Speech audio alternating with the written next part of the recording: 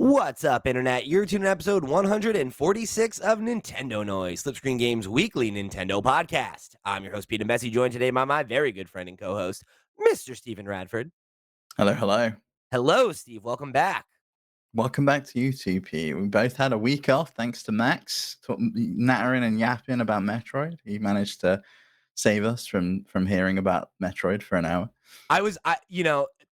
I was pretty pleased, I'm not gonna lie, because I'm on vacation and I was like, man, what are they gonna do for the show? I see it's like a dedicated. I was like, oh, perfect. Max got to just jaw about Metroid for 90 minutes, Yeah. and you and I got to take a week off to break a little bit. So Yeah. yeah, so great episode. I know everybody really enjoyed it, and we heard your feedback from a few people about really liking that format of doing kind of like a ultimate retrospective on some Nintendo series. So definitely something we'd love to do again in the future. So if there are any series you would like to see us do a retrospective on, or kind of do that, like, is the Switch the best console for this series? Like, definitely let us know. I'd love to talk about some more series that you guys are interested in hearing about, since y'all enjoyed that Metroid show so much. One that always really interests me is like the history of Resident Evil on Nintendo consoles and like how they managed to snatch that away from Sony for the GameCube era. And I'd Just for love to one know how. game. No, but I mean, they got the Resident Evil remake, Resident Evil Zero, and then, like, Resident Evil 4, I think, for a while, Yeah, and 4 then was the game. That was the one I was yeah, talking about. I didn't realize that there was more than one, because yeah, 4 was GameCube exclusive for I think a couple years even. yeah, it was huge, and then they obviously remade it for, the Wii with the kinda Wii remote stuff built in. But that's not what we're here to talk about. I don't even know how we got on Resident Evil. But anyway, well, if you want to hear us talk It's on about my it, let us know. brain. It's on my brain because we were briefly talking about it on Flip Screen Games podcast this week because Capcom had their event that we, like, touched on for, like, Of 1 course. minute Yeah, before for we spoke one about the second at predictions. the end of the show. Yeah. Well, anyway, we are talking here this week about another lawsuit Nintendo has brought to the forefront, going after the modding community this time, after a pretty interesting back and forth. This is an interesting story. So there have been two lawsuits filed by Nintendo in the last like week and change, targeting two different individuals who Nintendo is saying facilitated Nintendo Switch piracy. So the first is accusing a outlet called Modded Hardware of violating their DMCA by selling mod chips and MIG devices, as well as shipping modded consoles with pirated games. Now, Steve, for those who don't know, why don't you quickly explain what an MIG device is? I know we were just talking about this earlier, Yeah, so it's this like it's the MIG switch, if you've heard of that, where it's basically a that was cartridge, another lawsuit very recently that they just went after them, right? And won. and it's this cartridge. You can put an SD card into it, and basically you can clone all of your game cards, your Switch game cards, onto a single device. And then when you take the cartridge in and out, the MIG switch, it kind of loops through all of them to allow you to play them. Now, the MIG switch itself needs you to have the certificates that were on the original cartridge. I don't know if that's the case for other MIG devices where you could probably grab a certificate from online somewhere and be able to play it. But it's worth noting that these cloned devices, if you use a pirated ROM or you use something, I don't think you can use a certificate with the MIG switch. It's like a special format that you'll basically get banned from being online if someone else is using the same cartridge at the same time. So you couldn't say clone Splatoon 3 and I would give you my original copy of Splatoon 3 and I'd use the clone version, because then Nintendo would know that two versions that use the same certificate are online at the exact same time and would ban both consoles. Right. So only obviously that's a problem for multiplayer games, but if you're playing single player stuff on it, pretty easy to get away with. Yeah, you just go on airplane mode and just say, "Oh no, I wasn't online when I was playing it." And it's no Mhm. problem. Or, like you just let your Switch get blocked, right? Because it's like, well, who Yeah, cares? if you're not bothered about playing online, yeah. Yeah, if you're only playing as to pirate things and you're not gonna play whatever online games there are, then, which I mean are not the vast majority of Nintendo's most attractive games are not multiplayer. So, obviously that's like a problem. I'm not a problem. That's not the right way to put it. That's, I guess, a deterrent for some folks, but I think if you're kind of savvy enough to want to go through the process of doing this, you probably are pretty aware of how to circumnavigate it and avoid trouble, or you don't care. Yeah, especially the second complainant, Archbox, the moderator of the subreddit SwitchPirates. I'm sure they're very familiar with how to circumvent all of these things. Yeah. So yeah, that's the second one. Archbox is the person. He's a mod of the R Switch Pirates subreddit, and yeah. Be careful what you write on Reddit, kids. That's you should have taken that one piece of advice from your boomer parents when they told you to watch what you put online, because that's going to come back to. We'll get to him in a minute. Let's talk about the let's talk about the modded hardware of it all. So the first lawsuit is against a modding company called Modded Hardware. Like I said, Nintendo is alleging that it, quote, not only offers the hardware and firmware to create and play pirated games, but also, quote, I'm sorry, but also provides, quote, customers with copies of pirated Nintendo games. So that let's talk about what their claims are, and then we can go through the timeline of events here. Hmm. So Nintendo is basically saying that in addition to selling hardware hacks, they also offer, oh, and this is just a fact, right? They offer mail-in modding services and modded versions of Switch consoles. So you could either buy a modded Switch from them, or you could mail your Switch in to be modded. If you are not a technically inclined individual, you could basically pay this person for the right to have a hacked Switch that you could use to pirate games. So they are reportedly, these Switches would also come loaded with pirated games, excuse me, according to Nintendo's complaint. So they said typically when a customer purchases a hacked console or the circumvention services, defendant pre-installs on the console a portfolio of ready-to-play pirated games, including some of Nintendo's most popular titles such as Super Mario, The Legend of Zelda, and Metroid games.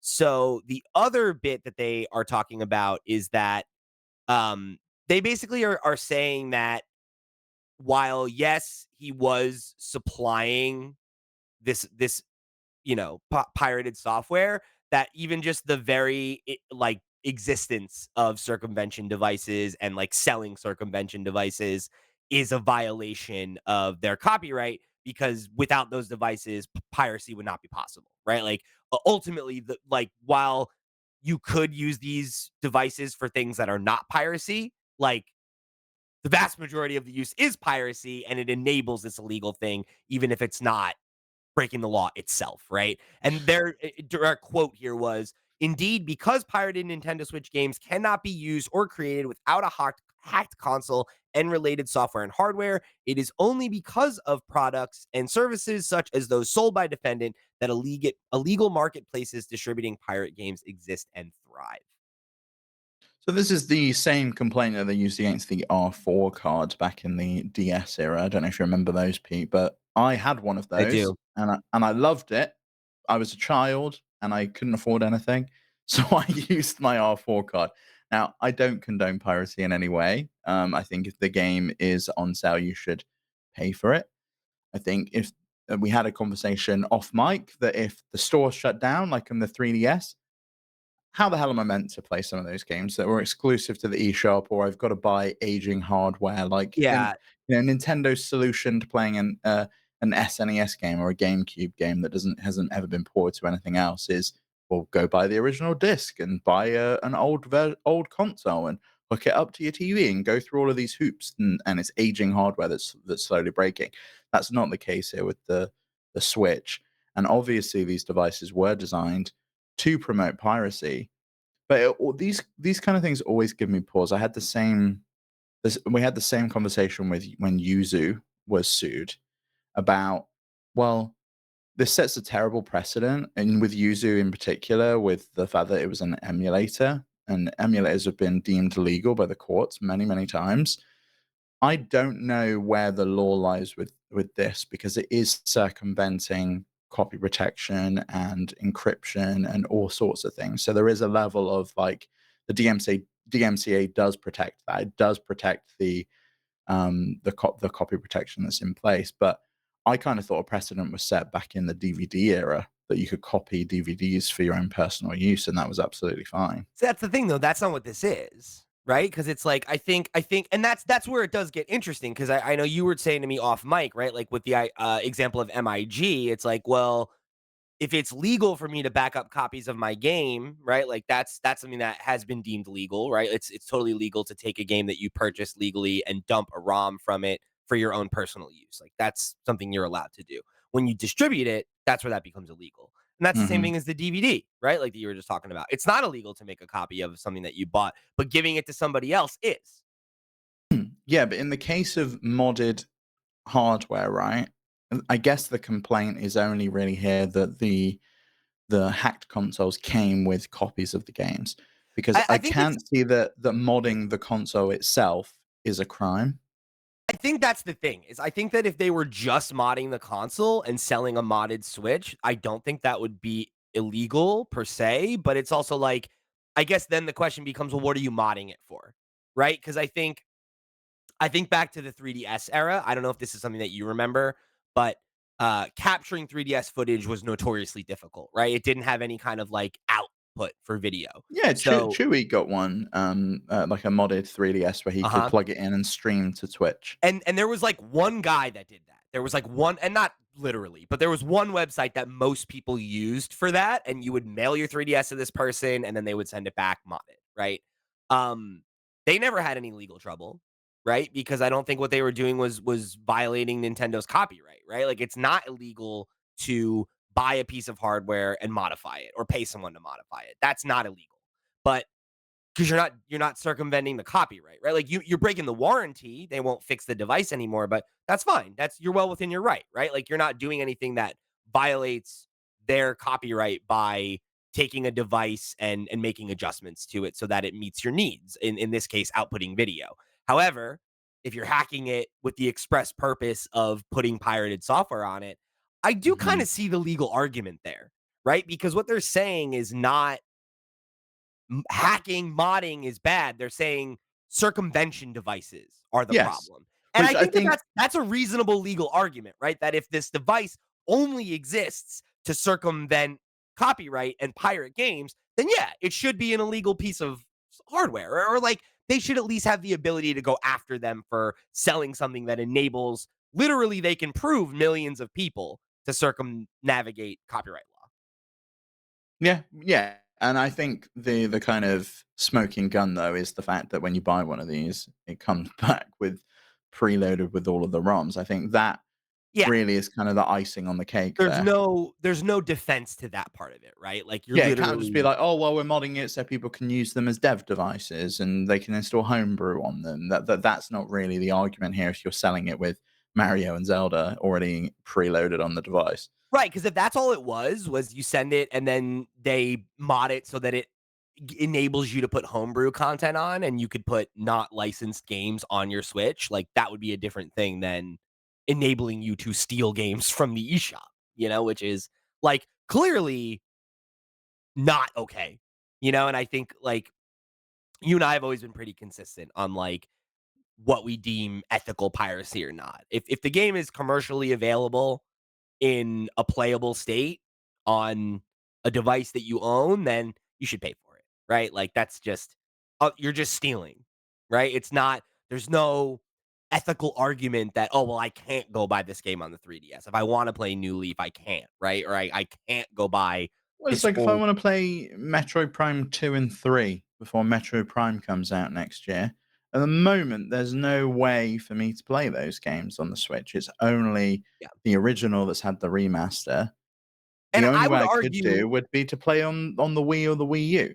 right. And I would argue that that is not to say that what you're doing is not stealing. I mean, it is, but it's like it's Nintendo's fault, right? Like it's like how like video piracy took a major hit when streaming became viable because Mhm. people will pay for access if it's convenient, but if Yeah, it's same with not, music. Like Napster existed because it was easy, and then now we have Spotify, and I can just boot that up, and I can play any song in history by typing it into a box. right. And I think when it comes to, like these games, like if you don't want people to steal copies and make them available, it's like going after ROM sites that like have NES games on them. It's like, oh, why is this library not available? Because you're too cheap to pay for licenses because you don't want to make the games available. Well, then fuck you. It's like back off Can't go after archive.org though. That one's exempt from the DMCA. for now. So the Timeline of events here is something I do wanna walk through quickly just before we go to the next lawsuit because I do think it's kind of interesting. So basically, Ryan Daly is the dude behind Modded Hardware. He goes under, the alias Homebrew Homie at times. And, Nintendo actually reached out to him and gave him an opportunity to walk away without any legal ramifications. They reached out to him in March 2024, and apparently they, like, spoke, and both parties agreed that what he was doing was illegal and that the business would stop. And My guess is there's got to be more to that, right?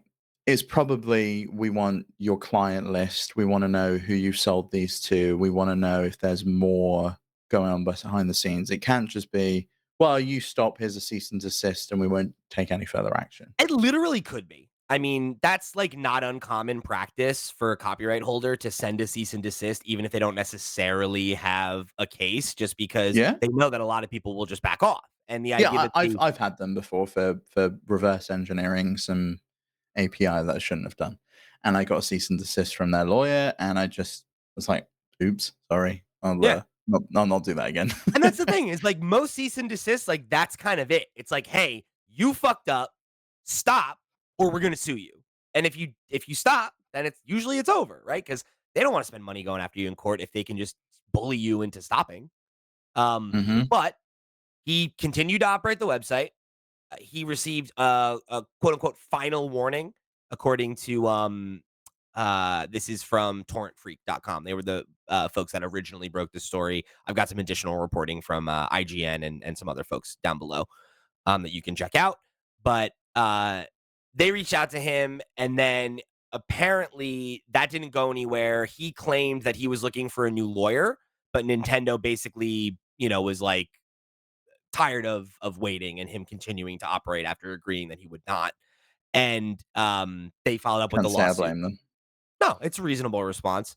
I also think that him wanting to find a lawyer and defend himself is reasonable, and 2 months is not that much time. March to May is like Yeah, yeah, but, like, now if he wants to find a lawyer and to defend himself, now is the time to do it. He's going to court. totally, He's gonna be yeah, able to find a lawyer and defend himself, you know? The court will set a date, he will find a lawyer, and they will he'll be battle it pushed. out. Or what will likely happen is exactly what happened with Yuzu, is they'll settle for an undisclosed sum, that might be nothing, and he'll have to kinda cease and desist from doing anything. But, if it's got this far, I think Nintendo's at least gonna wanna recuperate some of their legal fees.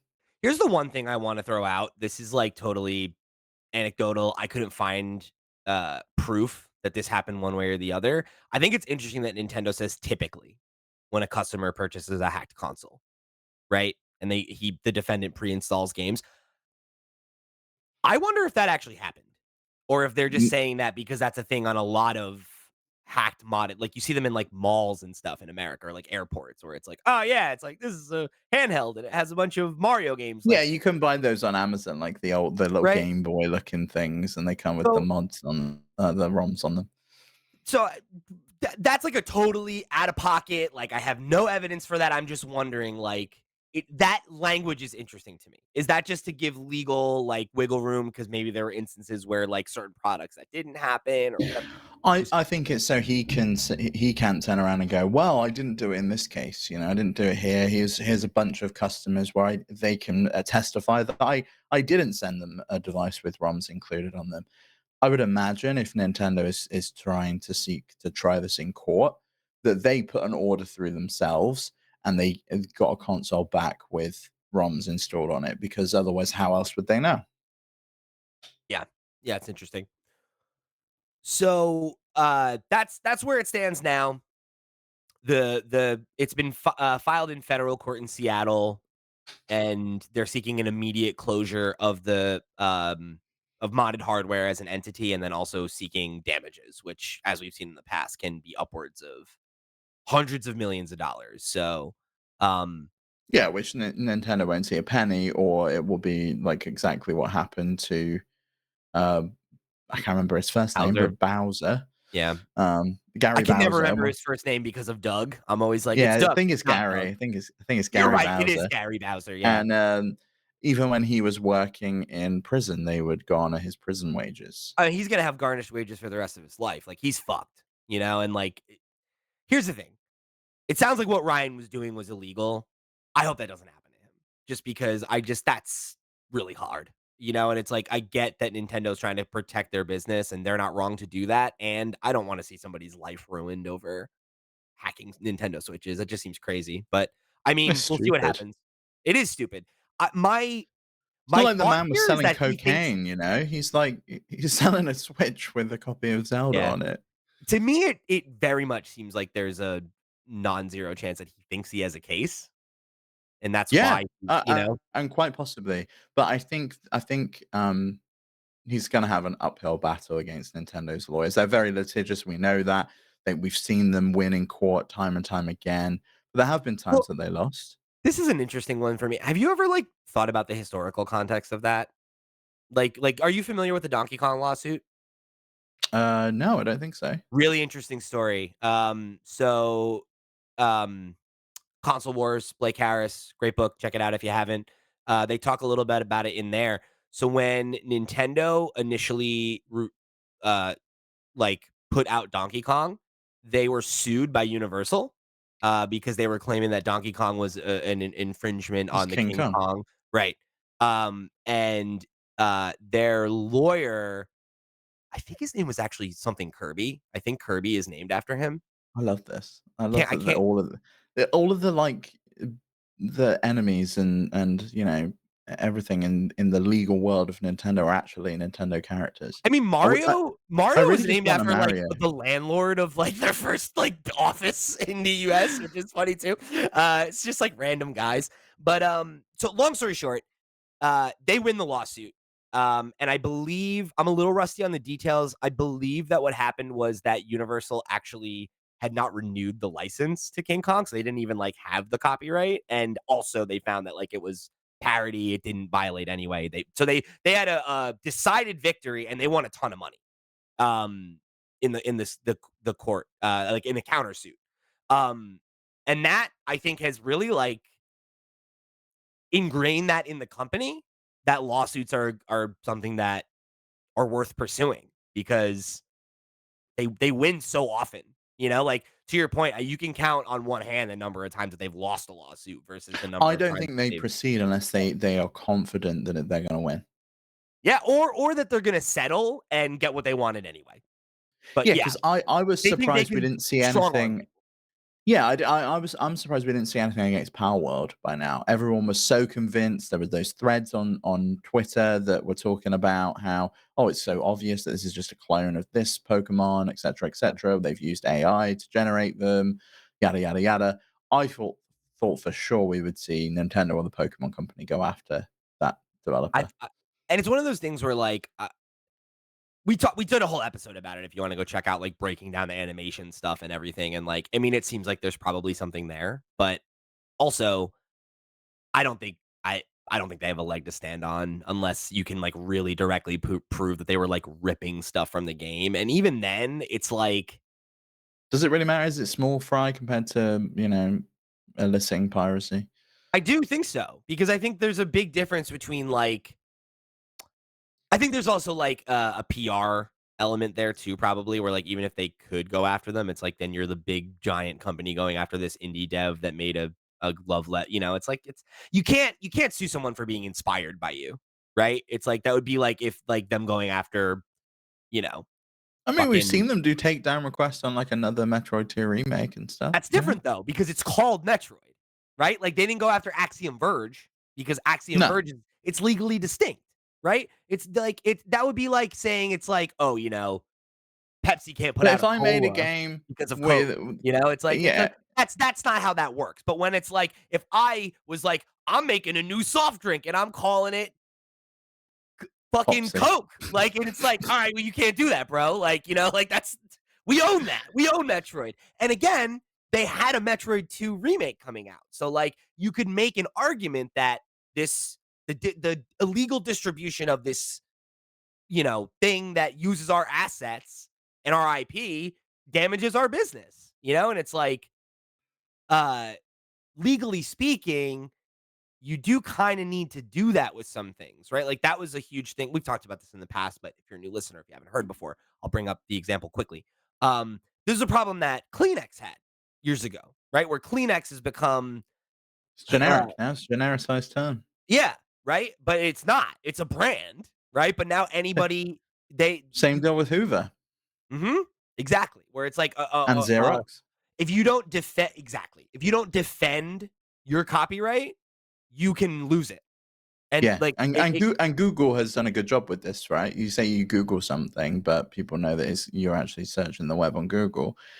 They did have to defend that, and they have done multiple times, and I think Nintendo's doing the exact same thing here.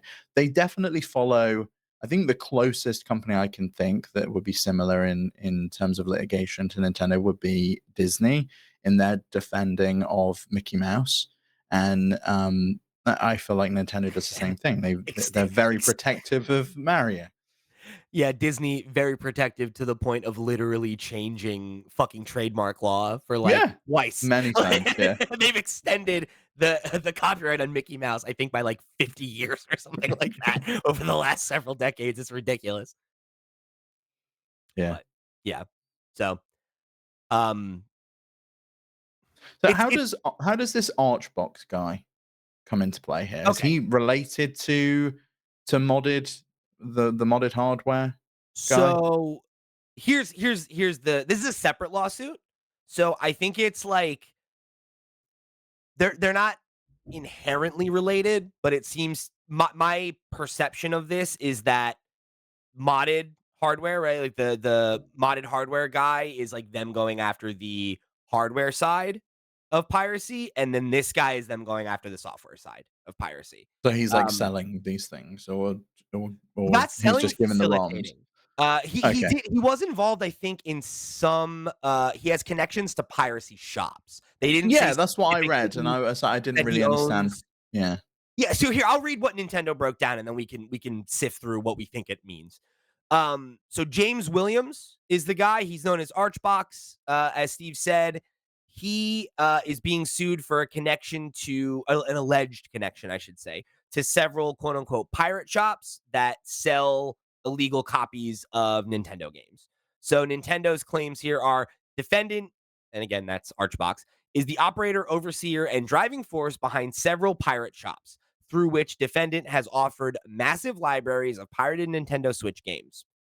And then they referenced the Switch Pirates community on Reddit, like I said, and noted that he is a moderator there. He's helped the community grow.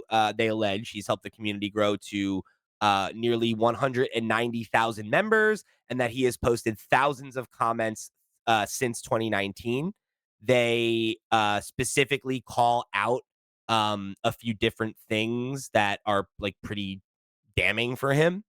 They said defendants' posts have included, by way of example, messages directing users to the shops, soliciting donations of Oh Nintendo shipped dear. e-cards for the purchase of games, or even soliciting copies of Nintendo Switch games themselves to be copied and then distributed on pirate shops, and offering technical advice and encouragement to others about how to use the pirate shops, how to download and install circumvention software, and how to play pirated copies of Nintendo Switch So games. by And pirate then shops, they just mean a website that you can download ROMs from that are accepting donations, and they're using the word shop, I presume, here explicitly to make it seem like they're profiting from it. that's unclear to me because I would imagine that they are profiting, I mean, the right? donations seemingly you are in a way, right? And Right. that was the one of Yuzu's downfalls. Not only were they using They were pirated selling, they versions had of a games, Patreon. they had a Patreon that would sell early access to it, and they were making hundreds of thousands of dollars. And I Right. think that's potentially the same thing here, and the I think same it could go reasoning. either way. I think it could easily be a thing where this is like a shady thing where like you like fucking PayPal somebody like $5 and then you get access to the shop and you can download whatever you want and it's that kind of thing. Or it could just be that he's like you said soliciting money and copies of games and then that's enough to prove, he's Yeah, it's like, benefiting. oh, you buy me a copy of Tears of the Kingdom, I'll put it in my little hardware cloner, I'll rip it, I'll package it all Right. up, and I'll pop it online for you, and then everyone can play it. So by that metric, right, that person ostensibly paid him $70. right, for that access. What's the motive behind that, do you think? Like, what is going through James Williams' mind to go, "You know what? I'm just doing this out of the good of my heart. I think piracy is great, I and I think want to get people to buy games for me." And who goes, "Oh, I'll buy you a game, and I want to see that online, and I'll pay the $70, and I'll be the one that's putting that online."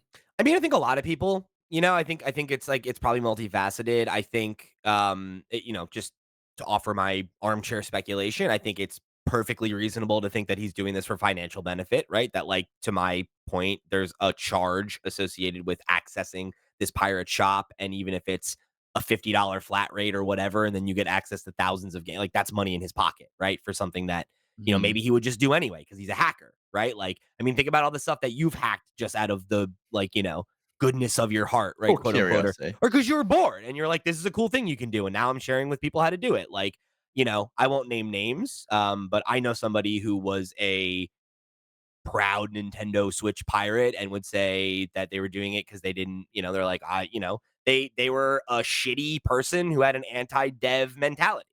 Like Oh, so many Max, of the terrible. Max, that fucking piece of shit. But we experience this all the time, right? Like there are a lot of people who play video games that have open disdain for the people that make them. Which Um, I don't understand that. Maybe on James Williams' side, I could see that there's like a financial incentive there. it's a But I business for him. He was yeah, just straight up running a business. for him it is, yeah. Yeah, But like, say you are the one who's like, "Well, I've bought this game. I've got $70 spare, and I'm going to donate it to James so he can put it online." I don't understand what goes through that person's head. Maybe it's because like I guess you've fuck benefited from his Nintendo. Like services in the previous, and like, or maybe you've benefited from him before. You're like, "Oh you well, want to pay it I forward. downloaded, Mario, whatever, and now Mario Kart, and now I'm going to pay it forwards, and I'll let someone else download it." Yeah. Yeah, maybe. Or again, maybe you bought one of these hack switches and now like the only way you can play games is if they're pirated. So like Yeah, yeah, I guess there is that too, yeah. 'cause again, the person I know that happened. He had two switches and he had one that was bricked and couldn't access the shop, and that was where he played his pirate games. And then he had another one that he would use for online stuff or whatever, things that were legitimate. I've definitely considered hacking my Switch, and it's mainly for, like, the other stuff you can do, like overclocking it, being able to force it into docked mode even when you're in handheld and things like that. And I think I probably will when the Switch 2 comes out, 'cause I've still got my launch Switch that's, like, you put a paper clip in it and it lets you hack the thing, which is ridiculous, but, um, I I can see why piracy is dazzling to people. Why you would be incentivized to go towards it, right? You buy a console and you never have to buy a game. It's great, but those games don't get made unless someone's paying for them. Yeah, it's like it's a profoundly selfish attitude, right? Because like that's the thing that I can't stomach, right? Is Mm. like I we talk a lot about how these companies are like Nintendo is not your fucking friend, right? Like it's like, you don't owe them your loyalty or whatever, right? But it's like if you like a game, like Here's the Kingdom or whatever, right? Like you need to like as a consumer support the art that you want to see. If you want games of a certain kind, you need to fucking pay for them. And that's just it. It's like there's no ethical argument to stealing from somebody who is making a product that is worth your money, right? Like if it was worth your time enough to play it, it should be worth your money. And I think if that's, you know, and like Well, I've seen something of recent times, and it was interesting because Disco Elysium is on sale for like a record low it's price like on Steam, right? $4, which is fucking ridiculous. That And game is everyone in the incredible. reviews is saying, "Don't buy this game, pirate it." Because all of the creators got pushed out of that studio and they're not really making any profit from the game anymore. And it's all going to the people that pushed them out. So they're And just like, canceled the well, sequel. yeah. So it's like this game's great, but fuck funding the people that canceled it. Like, how do you feel like that in terms of ethics? To me, I think that that is a morally gray area, right? Because however you slice it, you're still committing a crime. And just because something is illegal doesn't necessarily mean that it's unethical, right? Like laws don't necessarily dictate Hmm. morality. That's my personal opinion. I think there are plenty of things that are illegal that shouldn't be, and plenty of things that are legal that shouldn't be. That's my personal opinion. Take that or leave that. Um, I I think think in most people would agree with that, Pete. I I think think most people especially would, people who listen to our show, I think would probably mostly agree with that. Um, I think to me, that falls a little bit more on the side of what we're talking about with like games that are not available, where it's like yeah. you're making an ethical decision to not support a publisher that did something that you don't agree with and you want to enjoy the game, right? I think that's it, again, I think that there are a lot of morally gray areas. We've talked about that before, like the example you gave of when you were young and you didn't have any money, right? Like, you know, is that a good thing to do? I wouldn't say it's good, but I don't know that it's bad either, right? Like if it's like, well, I just would have never played any games because I'm No, poor. and I now as an adult probably wouldn't be continuing to play And them. you as an And like adult, right, because of that, you spend way more money on video games than the average exactly, person. yeah. So And it's and like, I always go back to the why are reason you I doing it? yeah. Or even like the reason I got into like my job, right? I pirated Photoshop. How many people as kids pirated Photoshop? I must have given Adobe thousands in my life now. Yeah, and like when I And was 12 years old, my parents weren't gonna buy me that, right? But like I started developing those skills because of my ability to figure out piracy. So it's like it's not I don't think it's super cut and dry when it comes to some of this stuff, right? Like I don't think that you're ethically correct to steal something because you can't afford it. And, I think there's an argument to be made there sometimes when it's like, well, are you pirating this because, that's like, or if you live in a country where the game doesn't get released or something like that, right? Like there are all these like situations in specific examples where the line is different. But I think when you're talking about like this guy, it's like, I mean, this is the next bit I was going to read, right? This is a quote. Defendant is well aware that his contact is unlawful and infringes on Nintendo's intellectual property rights. Indeed, defendant has bragged publicly that he is a quote pirate who quote isn't going to give Nintendo $50 for a game. I'm sorry, but like that you're just an asshole, right? Like that's what that is. That's you being an asshole. I think anyway, right? I doubt that this guy has the ability to do this level of programming and doesn't have $50 in his pocket. well, he does have $50. He's accepting donations, so he is giving Nintendo $50 for a game, but it's your $50 or my $50 or Joe's $50. It's not his $50. He's accepting donations so he can then reap the rewards and play the games and To me, also that feels probably very run a business. egocentric, right? Like Yeah. it's very like about clout or about making money or any, And and I that's just often what hacking's about, is about clout. mhm, It's not always about anything else. It's like, look at me, I can do this. I I'm could the do it. guy Look what that I you did to come to. Nintendo. Yeah. Fuck them, right? Like yeah, or like I hacked Sony's server. I did this, and it's like, you know, um, I think that that guy should fucking have his entire life ruined over that. I don't know, but I think that's still probably extreme. And I mean, he's flagrantly doing something that he knew was illegal, and now it's catching up to him. So it's like, I, it's not like I'm sitting here like good for Nintendo, fuck him, but it's also kind of like I don't know what you expected to happen, my guy. Like you've seen them going Mhm. after all these other people. Like why would you just openly do this and flagrantly violate the law and then just be like, "Oh, fuck, they caught me." It's like, "Bro, Maybe you he, were a I mean, moderator on a Reddit about piracy." Like, that's so damning. Like, you were maybe he so thought at a obvious. level of anonymity. You might have thought Archbox was enough to hide him and who he was, and I mean, yeah, but that's dumb. If he thought that, he's dumber than he should be for somebody who was smart enough to figure this out. yeah. And again, it's like I'm not sitting here like fucking like cheering for his demise or anything. I don't want either of these guys to get fucked over. I think the best case scenario for everybody would be if they're just like, cool, like I'm done. I made my money. That's not gonna happen though, because that's not enough of a deterrent to never do this again. Yeah, and you're probably right. And I think that like they're going to search for opportunities to make examples out of people the way they did with Gary Bowser. And like, I don't particularly like that. I think that that's pretty draconian. I think it's a little bit scary for like a company that's supposed to be about fun and family. It's like it does leave a weird taste in your mouth. It's the different faces. It's the same thing with Disney, right? It's Yeah. like, oh, when Mickey Mouse is so fun, and then we'll sue the fuck out of you if you ever put some three circles You together put and Or did you hear about when they sued the person for putting Spider-Man's face on a child's gravestone? Like, what the fuck? Why would you Like, even think that that's a good idea?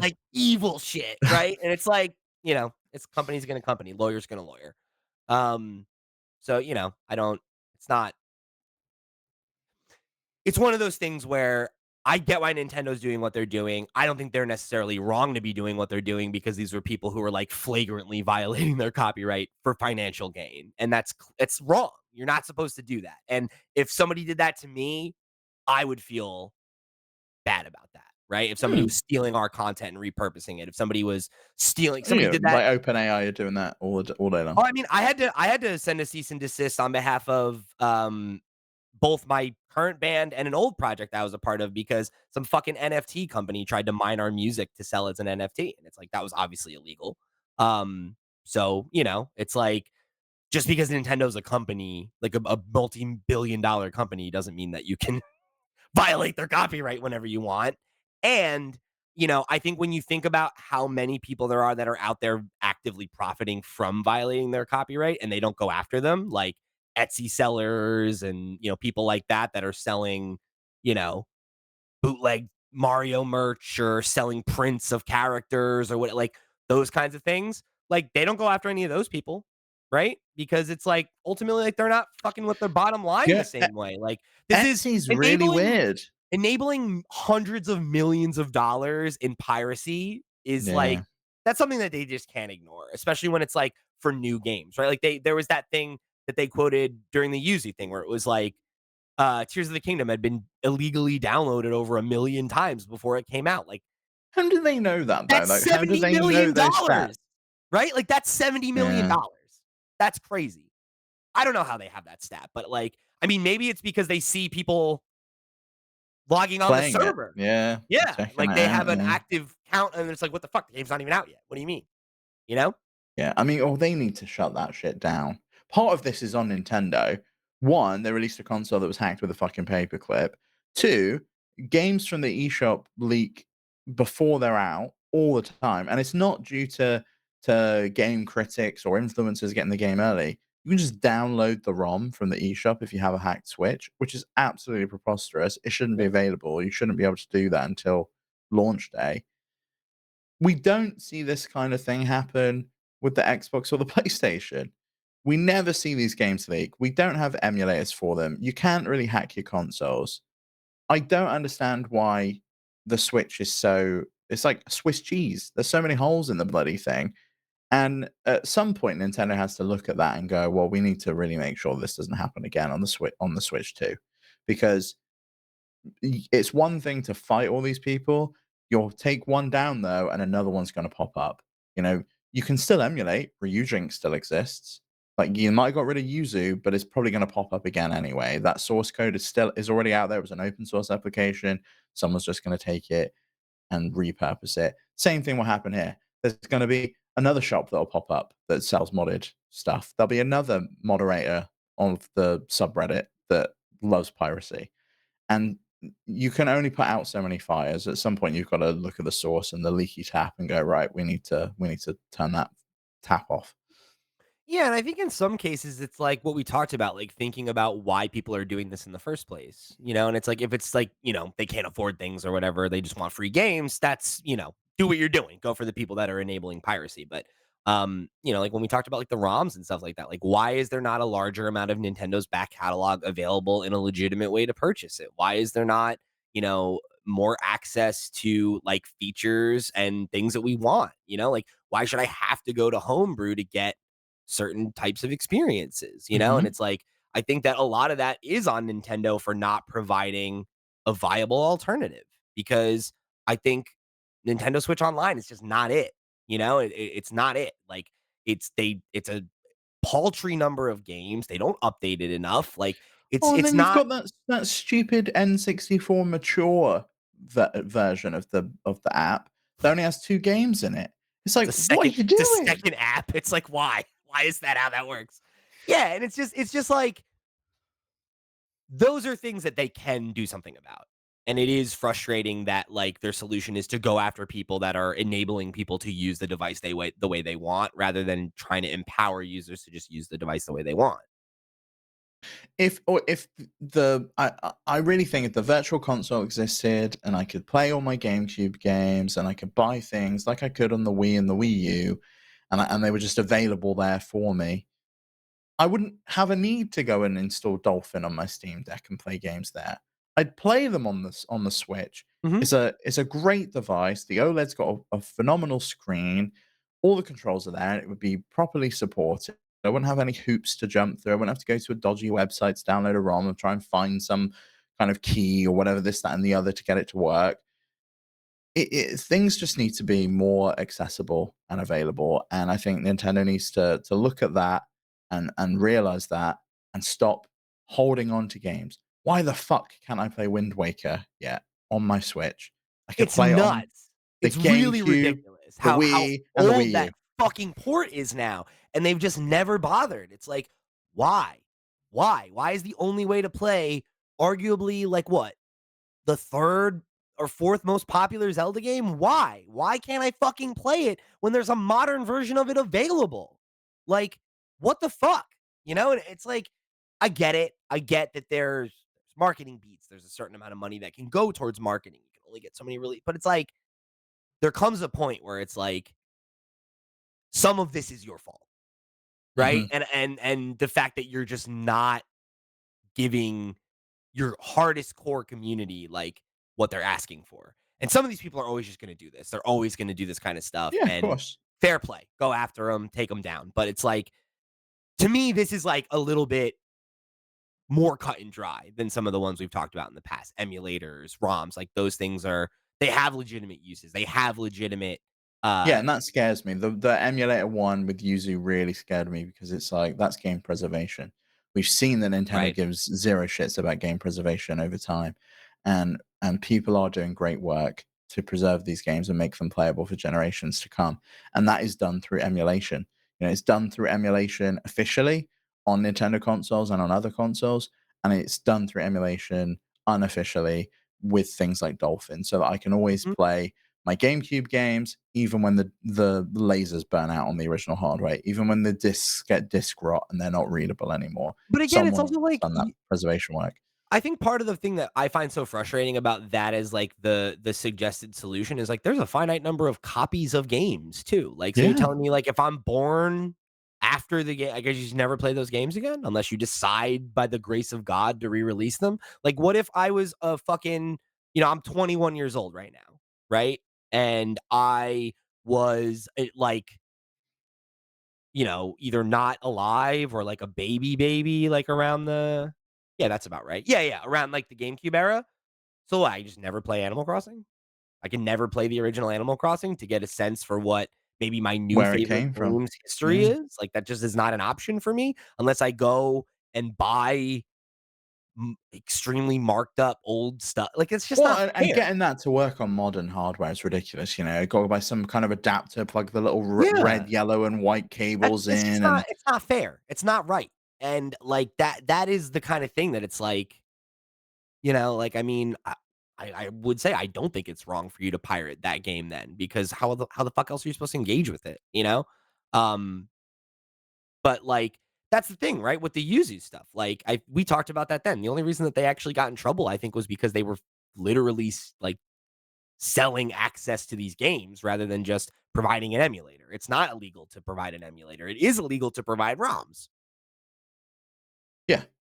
Yeah, and seemingly they're going to see if it's legal to provide modded hardware, and maybe that will prove to be the case or not. I don't know. I think the one with the Reddit guy is That's pretty cut and dry. open and shut case. It's My like, you so know, before we put a pin on this, my question to you is, how do you feel about the idea of it being illegal to, like, sell modded hardware? Not to mod hardware, I but don't to, like that at all. I do not yeah. like it at I all. don't like it It either. it doesn't sit right with me. You know, if I want to go and buy an N64 now that has you know, a chip in there that can circumvent, you know, region locks so I can play certain games or whatever. I want to be able to do that, and I think anyone should be able to do that. if you disable all kind of modding, even if that's like modding it so I can do video out or I can add an HDMI port to an old console, I think that really kind of shuts down a thriving modding scene and community, and it just limits consumer choice and it limits who can access these games and consoles in the future. Yeah, I am inclined to agree. I think it feels pretty, um, I don't know, morally dubious, right? To be able to say that, like, I bought this piece of hardware from you, and then therefore you get to make all the decisions about how I use it. Like, that's Yeah, not which cool. I think has been proven not to be the case. I can jailbreak my iPhone and do things I want with it. There's the right to repair bill that's passed in America. It's like all of these things exist now. I should be able to. It's my hardware. I should be able to do what I want with it.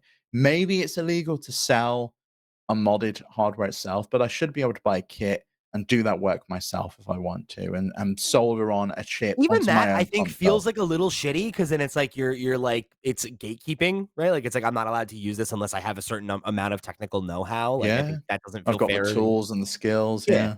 Yeah.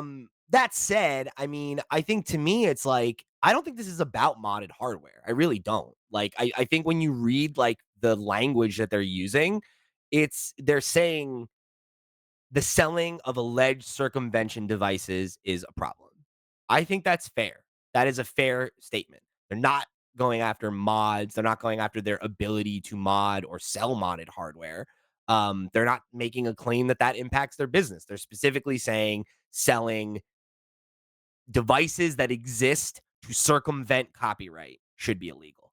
I think that's reasonable. I think that's a reasonable claim. Even us, you know, being on playing devil's advocate, looking at it from all sides, I don't think there's an ethical argument to that as a device for a console that's active, right? Like, it I think, again, if you were selling a device that allowed you to, like, access the 3DS eShop, right? Like, illegally, oh, you know, maybe they shouldn't have shut it down, right? Like, Yeah, I that's mean, but on the them. thing with the 3DS, it was hackable without any kind of hardware. That Right. was a flaw again, a flaw in the software. Just a Same thing with you the could V do. You yeah, could same still with do the it, right? Vita, like on the Vita, you go to a link in a browser and it installs a bit of software on your device, and you've got the homebrew store, and you can do what you Right. want. That same thing happened with the Wii. You popped an SD card in, and all of a sudden you had a modded console. It was like, Right. "Oh, cool, I've got the homebrew channel. I can do all sorts of cool things with this that I couldn't do before." But that was definitely more centered towards homebrew. I think with the Switch, we've seen a definite shift where it's less about the homebrew scene. It's less about what other cool things can I do, what other emulators can I install on here, and more towards, oh, I can play that game 2 weeks early because Yep. Nintendo's popped it To up your on the eShop. to your point, I know double-digit people that owned a modded Wii, and not one of them used it for piracy. Every single one of them used it so that they could play Project M, which is a mod of Melee that has added Yeah, there you content. go. See, it's like there are legitimate purposes for it. Totally. It's just the majority of people probably don't use it for those purposes. Mhm. Yeah, most But people are if you using want to it. use your Yeah. console to commit crime, that's kind of on you, and you should expect someone to come after you if you're going to do that. Mhm. Yeah, and I think that's the thing, right? Is, like, they're not going after mods. They're not going after those kinds of things. I mean, maybe they will eventually, who's to say? But, um, Which would be a very, very sad day if we see that. I don't like that. That is illegal. You are circumventing the end user license agreement. You are not allowed to modify software. But I kind of feel like it's always been a gray area. Developers have always kind of let it slide and let it happen. And I think if Nintendo sets a precedent there where they go after mods of games, I kind of think that opens a can of worms for everyone else in the industry to do it. And I don't like that at all. no. Yeah, that would be very problematic. We'll see. But, yeah, I mean, I think in this instance, this is one where, I mean, I think what Nintendo's doing is pretty reasonable. And I don't fault them for it. I think where my criticism will come will be how heavy-handed the response is, because that's where I feel like it gets, you know, a little rough. Yeah, they're a bit ham-fisted and kind of they're not gun shy when it comes to lawsuits, Right, like, that's I for don't know sure. that Gary Bowser needed to go to jail and then have his wages garnished for the rest of his natural life. Like, I feel like maybe he's learned his lesson, you know? Yeah. But That's the legal system for you. So thank you guys for joining us here in another episode of Nintendo Noise. I'm going to remind you that this episode of the Nintendo Noise podcast is brought to you by our Patreon producers for the month of July. They are, of course, Arnold J. Rimmer, Christopher Valenz, Gabriel Hasselmeyer, aka Sobi, Snackago, Steve Stompy, Susan Likes Cats and Also Boobies, Ty the Dude, Voodoo Vic, and Wakahula. Thank you all so much for your support over on patreon.com/flipscreengames. You're all the reals to the real, and we greatly appreciate your support of this and all of our sister shows. Remember, if you want to go check out those sister shows, the Flip Screen Games podcast and the Steam Deck podcast. If you want to go join our Discord and keep the conversation rolling between episodes, if you want to write in and get your thoughts read on the air about this or any other topics that we have coming up on this here show, write in by visiting us at flipscreen.games. You'll find our email address and all the other ways you can get in touch over there. However you choose to get involved or show your support, thank you oh so much for tuning in to another episode of Nintendo Noise. For the crew, I've been Pete. He's been Steve. We'll see you next week.